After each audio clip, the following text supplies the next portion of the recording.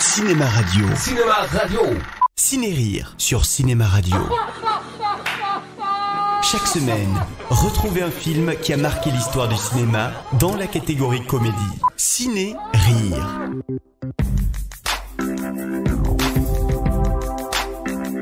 Aujourd'hui, dans cette chronique, je vais vous parler des films du mythique duo Laurel et Hardy, les premiers comiques du cinéma parlant. J'en tiens une couche aujourd'hui. Vous le savez tous certainement déjà, mais petit rappel, le gros sur l'image c'est Oliver Hardy, né en 1892, et le maigre c'est Stan Laurel, né en 1890. Dans les années 20, ils sont tous les deux acteurs dans des courts-métrages muets de petite envergure, en tant que second rôle ou en tant que vedette, mais séparément. En 1925, ils sont tous les deux engagés dans la société de production d'Al Roach, un grand nabab de la comédie qui a l'idée de les réunir 2 ans plus tard, flairant le potentiel explosif d'un tel duo. La police, Harley!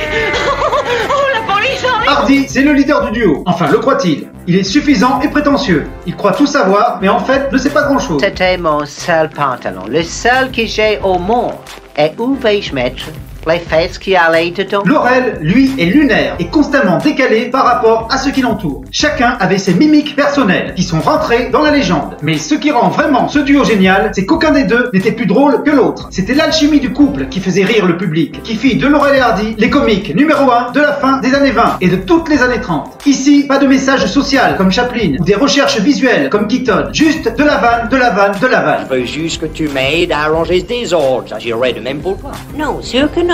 Si, c'est sûr. Oh non, sûr que non. Alors tu crois que ce serait non? C'est qu'il faudrait que je sois marié. Et ce, grâce au duo qui multiplie les échanges et les disputes. Hardy malmène constamment son ami qui en échange se met à pleurer ou se venge en lui donnant un coup de pied aux fesses. Mais ce qu'on sait moins, c'est que Stan Laurel était également le concepteur des gags du groupe. C'est lui qui inventait constamment de nouvelles situations comiques pour notre plus grand plaisir. Si les premiers courts-métrages du duo sont muets, ils deviennent vite parlants à partir de 1929. Ils en tournent une 50aine jusqu'en 1935. C'est leur meilleure période. Pourquoi ne fais-tu rien pour m'aider? Que dois-je faire? La porte s'est fermée. Parallèlement, ils jouent également dans une dizaine de longs métrages, dont certains sont drôles et d'autres un peu moins. Jusqu'en 1940, année de leur brouille avec le producteur Al Roach. La raison de cette brouille, c'est que si ce dernier s'est considérablement enrichi grâce à ses 2 vedettes, celles-ci, victimes d'un mauvais contrat, n'ont pas eu la même chance. À partir de 1940, ils signent donc un contrat beaucoup plus intéressant avec la Century Fox pour une série de films qui malheureusement sont tous des échecs. La lune de miel de 10 ans avec le public s'est éteinte. Que se